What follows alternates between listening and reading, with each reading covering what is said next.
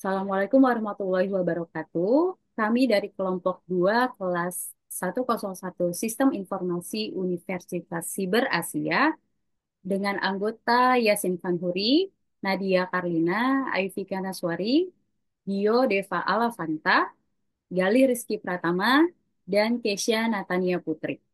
Kami akan mempresentasikan tentang chatbot lebih efektif dibanding layanan pelanggan manusia. Puji syukur kehadirat Tuhan Yang Maha Esa karena berkat rahmat dan karunia-Nya lah kami dapat menyelesaikan dengan baik dan tepat waktu.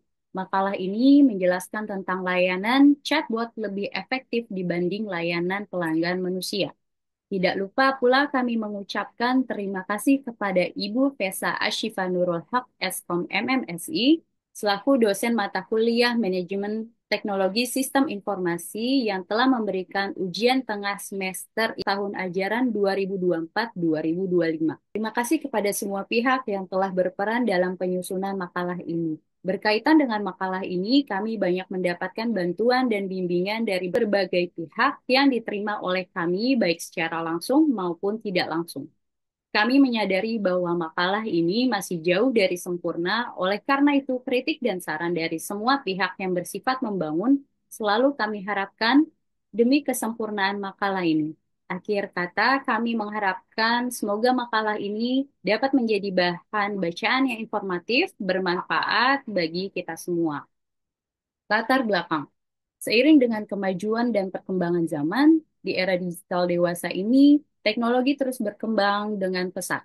Perkembangan teknologi kecerdasan buatan adalah salah satu dari berbagai aspek yang telah membawa perubahan besar dalam berbagai aspek kehidupan, termasuk layanan pelanggan. Salah satu inovasi yang paling menonjol adalah penggunaan chatbot AI yang dirancang untuk memberikan layanan pelanggan secara cepat, efisien, dan dapat diakses 24 jam dalam satu minggu. Kehadiran chatbot ini tentunya sangat membantu manusia, bahkan dianggap sebagai solusi dari keterbatasan pelayanan manusia seperti jam kerja, bahkan sampai human error dikarenakan chatbot dapat memberikan respon instan, menangani permintaan secara bersamaan, dan tentunya dapat menekan biaya operasional dalam satu perusahaan.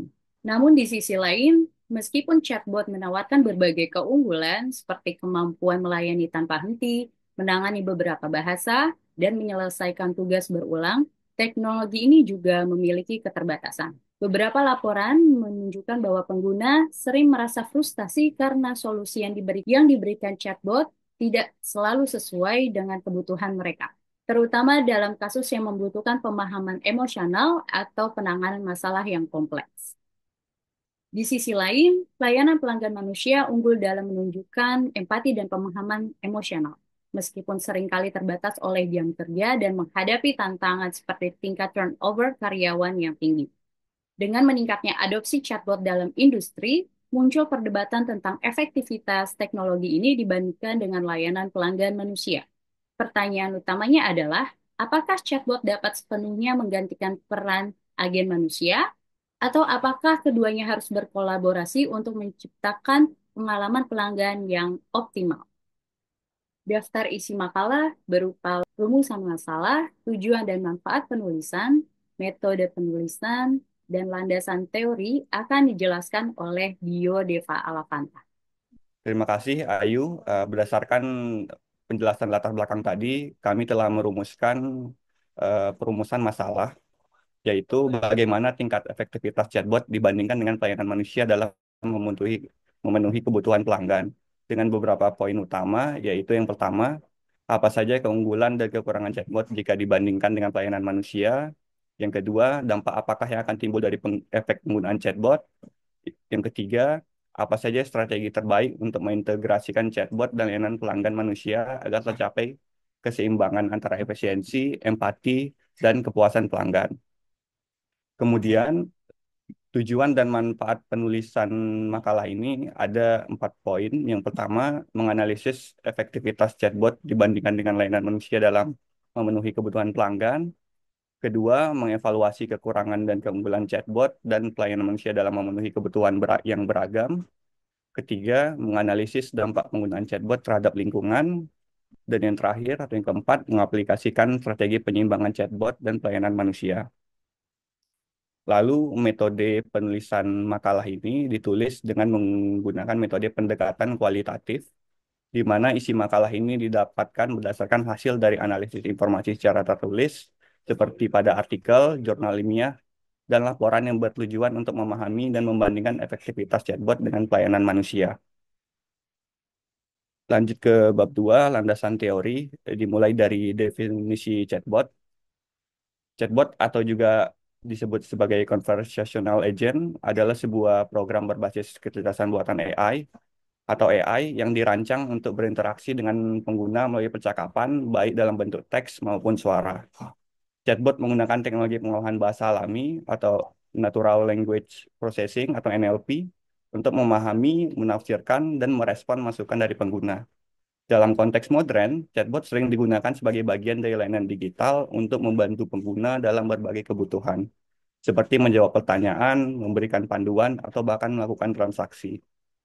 Chatbot bekerja dengan cara memproses masukan pengguna atau input dan mencocokkannya dengan basis data atau algoritma tertentu untuk menghasilkan respon yang sesuai.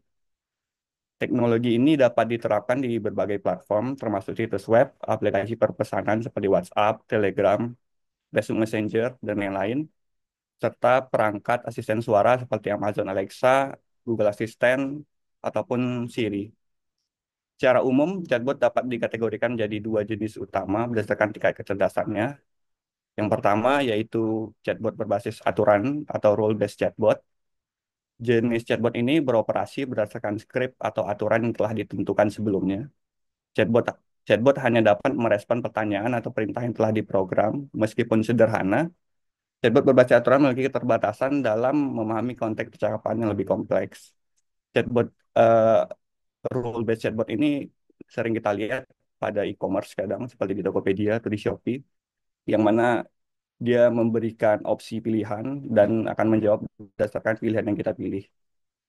Terus yang kedua, chatbot berbasis kecerdasan buatan atau AI power chatbot. Jenis ini menggunakan teknologi pembelajaran mesin atau machine learning dan NLP untuk memahami dan belajar dari interaksi sebelumnya. AI power chatbot dapat menangani percakapan yang lebih dinamis, termasuk memahami nuansa atau konteks dalam input pengguna. Mereka juga mampu meningkatkan akurasi respon seiring waktu melalui data yang diterima.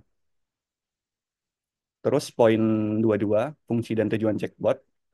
Chatbot dirancang untuk memberikan layanan otomatis yang cepat, efisiensi, dan dapat diakses kapan saja. Beberapa tujuan dari pengumuman chatbot meliputi: satu, meningkatkan efisiensi layanan pelanggan.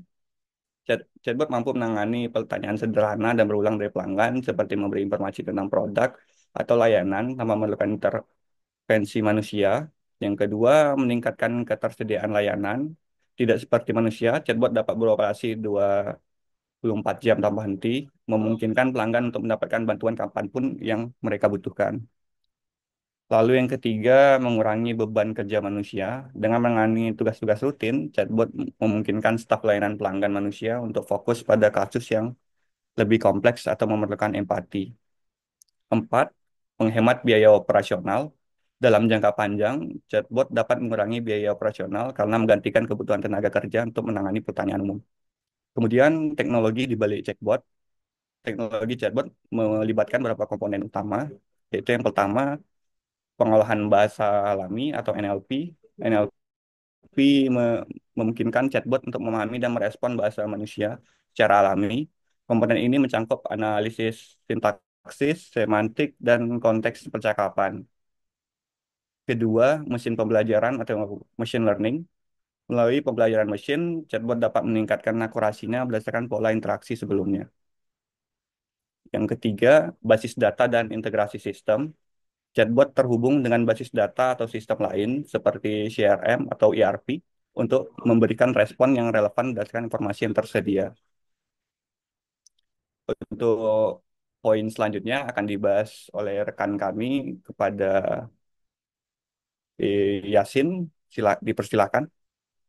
Baik, terima kasih kepada Ibu Ayu dan Mas Deo karena telah menyampaikan materi sebelumnya. Baik, langsung saja saya akan melanjutkan eh, mengenai efektivitas dan efisiensi chatbot dan pelayanan manusia.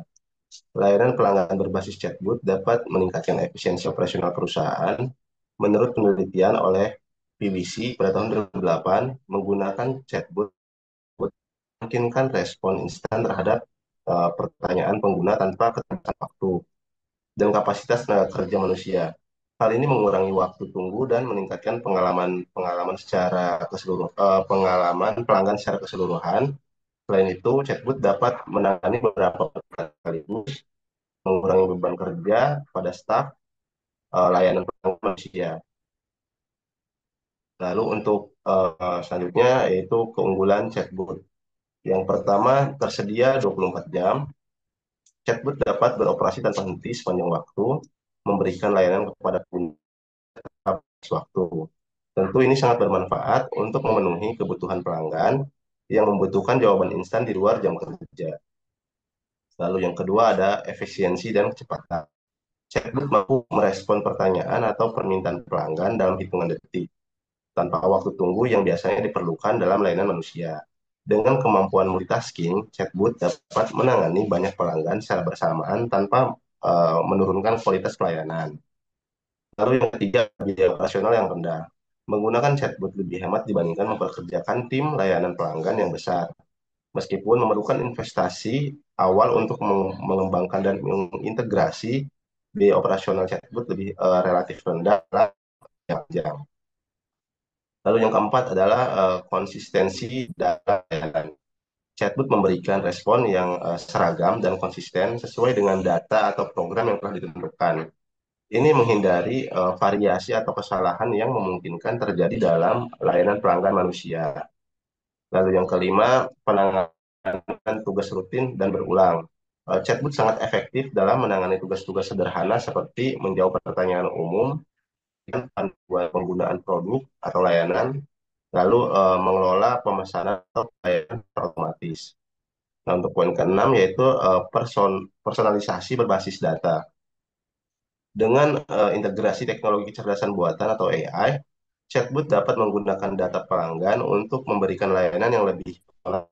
Misalnya, memberikan rekomendasi produk berdasarkan riwayat pembelian atau referensi pelanggan. Lalu poin ketujuh ada skalabilitas. Chatbot dapat dengan mudah menangani lonjakan permintaan seperti selama musim liburan atau promosi besar. Hal ini sulit dicapai oleh layanan pelanggan manusia tanpa menambahkan jumlah staf. Lalu yang poin ke-8 adalah analitik dan pengumpulan data. Chatbot dapat mengumpulkan data dari setiap interaksi pelanggan yang dapat digunakan analisis pola tertentu, referensi, atau keluhan pelanggan. Informasi ini membantu bisnis dalam meningkatkan layanan atau mengembangkan baru. Yang kesembilan ada kemampuan multibahasa. Dengan dukungan teknologi pengolahan bahasa alami atau Natural Language Processing atau NLP, chatbot dapat berkomunikasi dalam berbagai macam bahasa. Itu tentu saja memudahkan layanan di pasar global. Lalu yang ke-10 ada integrasi dengan platform lain. Chatbot dapat diintegrasikan dengan aplikasi atau sistem lain seperti CRM, ERP, atau di sosial. Hal ini memungkinkan pelanggan untuk mendapatkan layanan platform yang lulus. Yang ke-11 ada peningkatan kepuasan pelanggan. Kecepatan respon, aksesibilitas, dan kemampuan chatbot untuk menyediakan informasi yang relevan secara instan, meningkatkan pengalaman pelanggan secara keseluruhan. Lalu lanjut ke selanjutnya yaitu tentang keunggulan layanan pelanggan manusia. Yang pertama adalah empati dan keterlibatan emosional. Layanan manusia secara langsung memiliki kemampuan untuk memahami dan merespon emosi pelanggan secara alami, menunjukkan empati, kesabaran, dan pengertian yang mendalam terhadap masalah pelanggan. Lalu yang kedua ada fleksibilitas dalam pelayanan masalah. Dapat berpikir kreatif, menyesuaikan solusi dengan kebutuhan unik pelanggan, bahkan masalahnya di luar prosedur standar. Lalu yang ketiga ada kemampuan untuk menangani kasus kompleks. Dapat memahami konteks yang rumit, menafsirkan ambiguitas, atau menangani kasus-kasus yang memerlukan analisis mendalam. Yang keempat ada kejelasan dan kesesuaian komunikasi, mampu memahami maksud pelanggan meskipun ada kesalahan tata bahasa, istilah slang atau cara penyampaian yang tidak jelas. Kredibilitas dalam penyelesaian langsung dapat memberikan jawaban yang lebih diyakini pelanggan karena ada rasa percaya bahwa solusi berasal dari pemikiran manusia yang mendalam.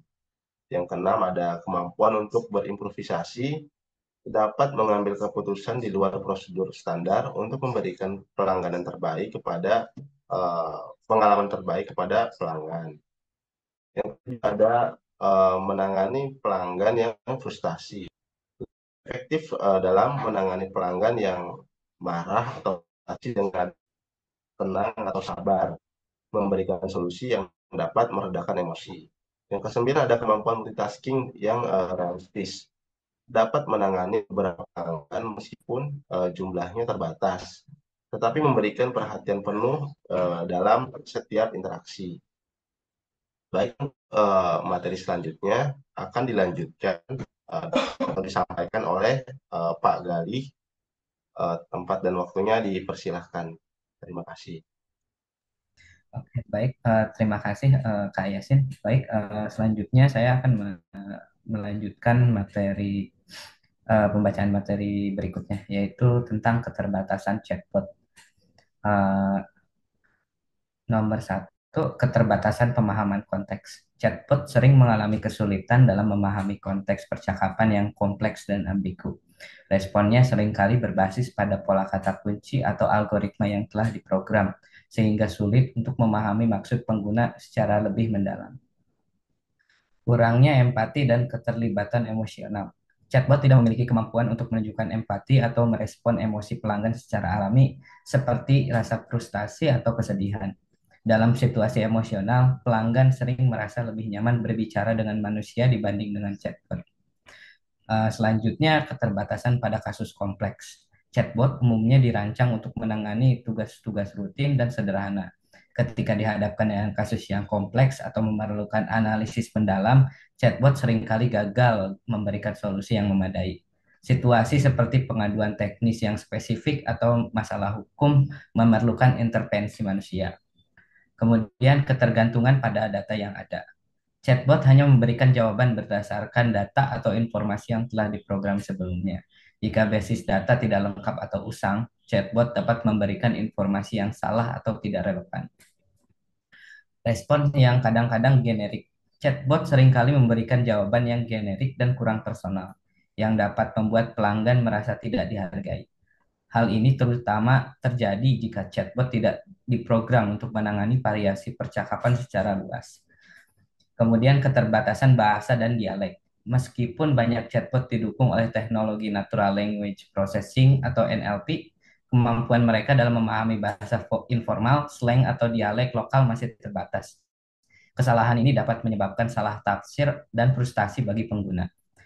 Kemudian ketergantungan pada kata kunci. Banyak chatbot berbasis aturan rule-based chatbot. Hanya bekerja jika pengguna memasukkan kata kunci tertentu. Jika pengguna tidak menggunakan istilah yang sesuai, chatbot mungkin gagal memberikan respon yang tepat. Selanjutnya, tidak mampu berimprovisasi.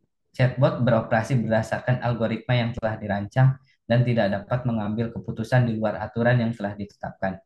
Dalam situasi yang tidak terduga, chatbot tidak mampu berimprovisasi seperti manusia. Kemudian masalah teknis atau kerusakan sistem.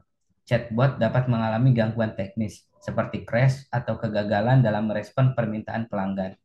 Ketika hal ini terjadi, pelanggan mungkin tidak memiliki alternatif langsung untuk mendapatkan bantuan. Ketidaksesuaian dengan ekspektasi pengguna. Banyak pengguna memiliki harapan tinggi terhadap kemampuan chatbot, terutama dalam hal kecerdasan. Ketika chatbot tidak mampu memenuhi harapan tersebut, pengguna dapat merasa kecewa atau frustasi. Selanjutnya, isu privasi dan keamanan data. Chatbot sering mengumpulkan data dari pengguna untuk memberikan respon yang lebih baik. Namun, jika tidak dikelola dengan baik, ada resiko pelanggaran privasi atau penyalahgunaan data. Keamanan chatbot dalam menangani informasi sensitif pelanggan juga menjadi perhatian. Selanjutnya, tidak dapat menggantikan interaksi manusia sepenuhnya. Meskipun chatbot dapat mengganti beberapa tugas layanan pelanggan, mereka tidak dapat menggantikan kehangatan, fleksibilitas, dan kreativitas interaksi manusia, terutama dalam situasi yang membutuhkan empati dan pemikiran kritis. Baik, untuk materi berikutnya akan disampaikan oleh rekan kami, yaitu Nadia. Silakan. Baiklah, selanjutnya saya akan membahas mengenai keterbatasan layanan manusia. Langsung saja, yang pertama itu adalah keterbatasan waktu dan jam operasional. Hal ini menjadi keterbatasan utama yang tidak dapat dihindari karena sifat alami manusia yang memiliki kebutuhan dasar seperti istirahat, pemulihan energi, dan menjaga keseimbangan antara pekerjaan dan juga kebutuhan pribadi. Hal inilah yang menjadi alasan manusia tidak bisa selama 24 jam penuh untuk memberikan layanan sehingga pelanggan harus menunggu jam operasional untuk mendapatkan bantuan dan hal yang diinginkan. Yang kedua itu adalah biaya operasional yang tinggi, di mana suatu bisnis atau perusahaan itu harus mengeluarkan biaya tambahan yang cukup besar, khususnya untuk gaji, pelatihan, dan juga fasilitas kerja yang tim layanan pelanggan butuhkan. Selanjutnya adalah potensi kesalahan manusia atau human error. Jadi sebagai makhluk yang tak luput dari kesalahan, tentunya dalam interaksinya secara langsung, potensi human error ini seperti salah memahami dan memberi informasi, serta mengambil keputusan ini sangat rentan terjadi. Dalam hal ini, akan berdampak pada pengalaman dari pelanggan dan juga citra dari perusahaan. Keterbatasan selanjutnya adalah ketergantungan pada kapasitas individu, di mana setiap agen layanan manusia ini memiliki batas kemampuannya masing-masing dalam menangani jumlah pelanggan, sehingga pada saat volume pelanggan ini meningkat, waktu tunggu pelanggan juga akan meningkat. Dalam konteks kinerja agen layanan akan berdampak pada efisiensi layanan ini. Nah, keterbatasan ini secara tidak langsung memiliki kesinambungan dengan keterbatasan variabilitas dalam kualitas layanan dan keterbatasan dalam multitasking, di mana pengalaman yang pelanggan dapatkan ini dapat berbeda-beda tergantung dari tingkat profesionalitas agen layanan dalam menghandle banyak situasi. Salah satunya ketika periode puncak seperti promosi besar dan juga waktu liburan. Nah, periode puncak seperti inilah yang menyebabkan agen layanan dapat kelelahan dan berdampak pada penurunan produktivitas dan kualitas interaksi. Dalam situasi ini, tak jarang juga terdapat keterbatasan dalam menangani lonjakan-lonjakan permintaan karena jumlah agen yang terbatas. Keterbatasan selanjutnya ini ada pada saat analisis dan pengumpulan data secara langsung, yang mana membutuhkan sistem tambahan pada proses eksekusinya. Kembali lagi, kualitas dan kuantitas ini sangat bergantung pada pelatihan dan pengembangan tim layanan, terlebih jika terdapat teknologi, prosedur, atau kebutuhan pelanggan yang baru. Keterbatasan terakhir adalah tidak bisa diakses secara instan, di mana pelanggan ini harus menunggu tersambung dengan agen layanan, baik melalui telepon, email, maupun media sosial. Kemudian kita akan membahas mengenai tren penggunaan chatbot. Jadi, karena nilai efektivitasnya yang hampir mendominasi jika dibandingkan dengan layanan manusia, penggunaan chatbot ini di berbagai industri termasuk e-commerce, perbankan, dan layanan kesehatan. Menurut Statista di tahun 2023, sekitar 80 perusahaan global menggunakan chatbot dalam beberapa aspek layanan pelanggan mereka. Hal ini menunjukkan bahwa chatbot itu bukan hanya sekedar solusi pelengkap, melainkan mempunyai peran penting dari strategi pengalaman pelanggan modern. Bab 3 kesimpulan. Dalam makalah ini telah dianalisis perbandingan efektivitas antara chatbot dan layanan pelanggan manusia. Chatbot menawarkan efisiensi yang tinggi, ketersediaan 24/7, dan kemampuan menangani banyak pelanggan secara bersamaan. dengan biaya yang lebih rendah. Teknologi chatbot sangat efektif untuk menangani tugas-tugas yang bersifat sederhana, seperti memberikan informasi umum, menjawab pertanyaan berulang, dan menyelesaikan masalah standar. Chatbot juga mendukung pengalaman pelanggan yang cepat, terutama ketika waktu respon menjadi prioritas. Namun, efektivitas chatbot terbatas dalam menangani kasus yang kompleks, melibatkan emosi, atau memerlukan improvisasi dan kreativitas. Di sisi lain, layanan pelanggan manusia unggul dalam interaksi yang memerlukan empati, fleksibilitas, dan pemahaman yang mendalam terhadap konteks atau nuansa tertentu. Pelanggan cenderung merasa lebih dihargai dan dimengerti ketika berbicara langsung dengan manusia, terutama dalam situasi yang sulit atau emosional. Secara keseluruhan, meskipun chatbot lebih efektif dalam hal efisiensi dan automasi, layanan pelanggan manusia tetap tidak tergantikan untuk menjaga hubungan jangka panjang dan dengan pelanggan dan menangani kebutuhan yang kompleks. Oleh karena itu, keberhasilan pelayanan pelanggan terletak pada kombinasi strategis antara chatbot dengan tenaga manusia. Saran 1. Pengintegrasian chatbot dan layanan manusia. Perusahaan harus mengombinasikan chatbot dan layanan manusia untuk memaksimalkan efektivitas layanan pelanggan. Chatbot dapat digunakan sebagai garis depan untuk menangani pertanyaan sederhana, sementara pelanggan dengan kebutuhan lebih kompleks dapat diarahkan ke tim layanan manusia.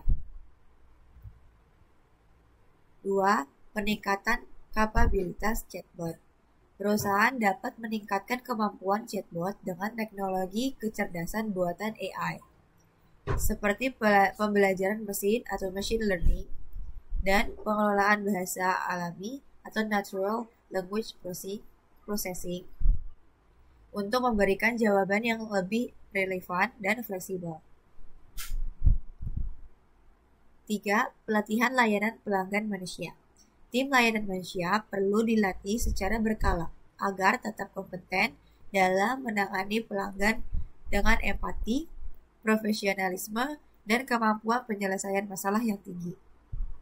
4. Penggunaan data pelanggan.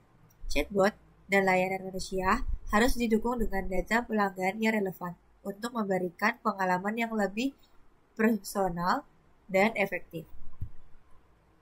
5. Pemantauan dan evaluasi layanan. Perusahaan harus secara rutin mengevaluasi efektivitas chatbot dan layanan manusia melalui survei pelanggan, analisis data kinerja, dan umpan balik langsung untuk memastikan kualitas pelayanan terus meningkat. 6. Fokus pada pengalaman pelanggan.